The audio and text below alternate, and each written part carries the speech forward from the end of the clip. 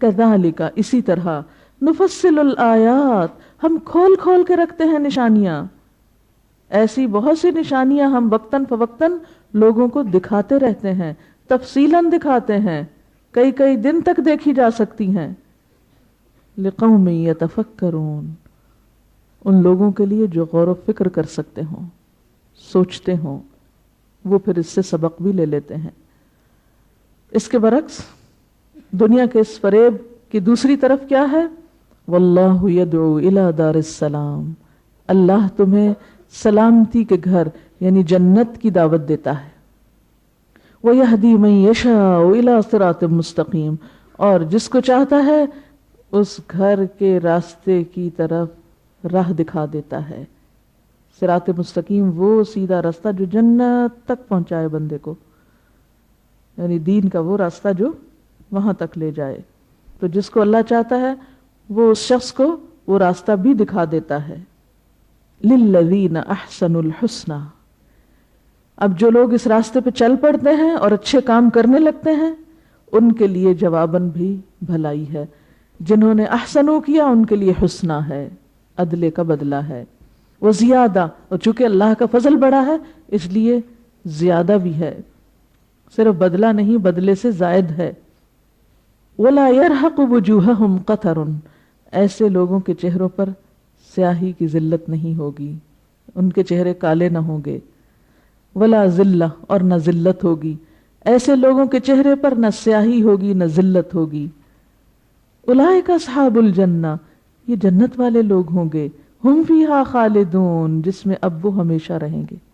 انہوں نے عارضی دنیا کی حقیقت پہچانی تھی، اس لیے انہوں نے صرف اس عارضی دنیا ہی کے لیے کام نہیں کیا، انہوں نے اپنے اس گھر کے لیے کام کیا، لہٰذا آج یہ ہمیشہ کے لیے ان کے نام ہے۔ والذین کسبوا السیئات، اور وہ لوگ جو دنیا کی زندگی پر بھول گئے، اس کے حسن کو دیکھ کر فریب کا شکار ہو گئے، دھوکہ کھا گئے اور اپنی منمانی کرتے رہے، صراط مستقیم پر نہیں چلے، تو ان کے لیے کیا ہے؟ جزاء سیئۃ بمثلھا، برائی کا بدلہ اتنا ہی، زیادہ نہیں، بس اتنا ہی، ایک کے بدلے میں ایک۔ وترہقہم ذلہ، اور نتیجتاً ان کے چہروں پر ذلت اور رسوائی ہوگی۔ ما لہم من اللہ من عاصم، ان کے لیے اللہ کے سوا اب کوئی بچانے والا، کوئی مددگار نہ ہوگا۔ اور وہ سیاہی کس قسم کی ہوگی؟ ایسی جیسے کأنما اغشیت وجوہہم قطعا من اللیل مظلما، گویا ان کے چہروں کو سیاہ رات کے کسی ٹکڑے نے چھپا لیا ہو، یعنی سیاہ رات، اندھیری رات کا جو اندھیرا جتنا سیاہ ہو سکتا ہے، کیونکہ سب سے زیادہ سیاہ چیز وہی ہے، تو جب وہ چھا جاتا ہے تو کچھ نظر نہیں آتا، ہاتھ کو ہاتھ سجائی نہیں دیتا۔ فرمایا کہ اتنے کالے ہوں گے ان کے چہرے، کیوں؟ اس لیے کہ وہ بھی تو دنیا میں اندھیروں میں رہے، خواہشات کے، نفس پرستی کے، خود پسندی کے، اس لیے وہ سیدھے رستے پہ چل نہ سکے۔ اولئک اصحاب النار، یہی آگ والے ہیں، ہم فیہا خالدون، یہ بھی ہمیشہ رہنے والے ہیں۔ ان آیات میں کس موضوع پہ بات ہو رہی ہے؟ کیا سمجھا آپ نے؟ کس ٹاپک پہ بات ہونے کو جا رہی ہے؟ دنیا کی حقیقت، دنیا کی حقیقت پر بات ہے۔ کون سی دنیا؟ وہ کہاں ہوتی ہے؟ ہم نے اس سے پیچھے صحابہ کرام کا کردار پڑھا، اور جتنا جتنا اس پر غور کیا ایک ہی بات سمجھ میں آئی کہ ان کی نظریں دنیا پر نہیں تھیں، آخرت پر تھیں۔ وہ آخری درجے کے بے غرض لوگ تھے جو دنیا قربان کرنے میں خوشی محسوس کرتے تھے، دنیا حاصل کرنے کی بجائے دینے پہ راضی ہوتے تھے، لینے کی بجائے وہ دینے کے لیے تڑپتے تھے۔ ان کے غم اس کے لیے تھے کہ ہمارا دیا ہوا قبول ہو جائے اور ہم سے کوئی لے لے۔ اور ان میں اور ہم میں فرق کیا ہے سب سے بڑا؟ کہ ہم لینے کے پیچھے دوڑ رہے ہیں۔ اور حب الدنیا رأس کل خطیئۃ، ہر مصیبت کی جڑ یہی دنیا کی زندگی ہے، دنیا کی محبت ہے۔ تو پھر لازم ہے کہ ہم دنیا کی حقیقت کا ذرا قرآن اور دنیا بنانے والے کی نظر سے اس کا جائزہ لیں کہ وہ کیا کہتا ہے کہ یہ دنیا کیا ہے. اب یہاں پر جو بات ہو رہی ہے وہ حیات دنیا کی ہو رہی ہے، دنیاوی زندگی. کس کی زندگی؟ میری زندگی، میرے بارے میں بات ہونے لگی ہے. یہ میری اپنی بات ہے. فیہ ذکرکم.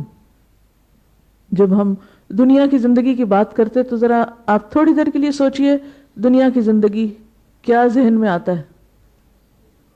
اپنے سوا سب کی زندگی، اپنے سوا سب کی زندگی، باقی لوگوں کی زندگی، اوروں کی زندگی، اور میری زندگی وہ جیسے چاہوں گزاروں.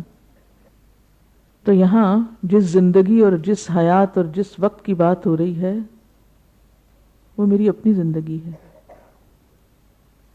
زندگی اصل میں ہے کیا؟ زندگی کیوں ملی ہے؟ خلق الموت والحیات لیبلوکم. امتحان کس چیز کا؟ ایکم احسن عملا. اچھے کام کس کے ہیں؟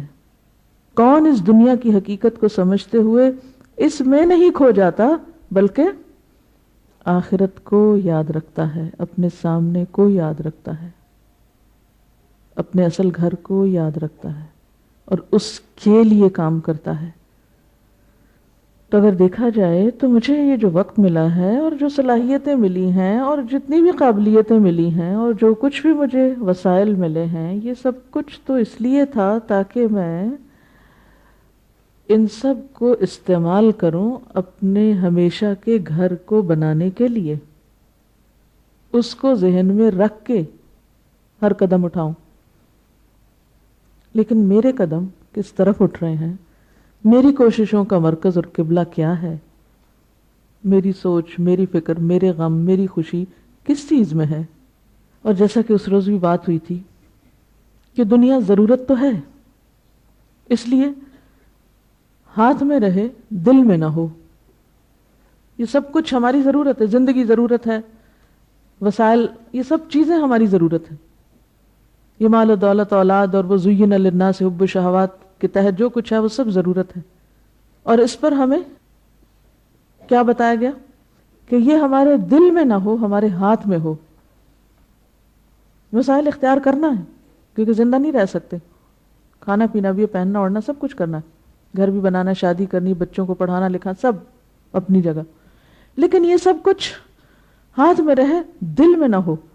اب آپ کہہ رہے ہوں گے الحمدللہ کچھ نہیں دل میں.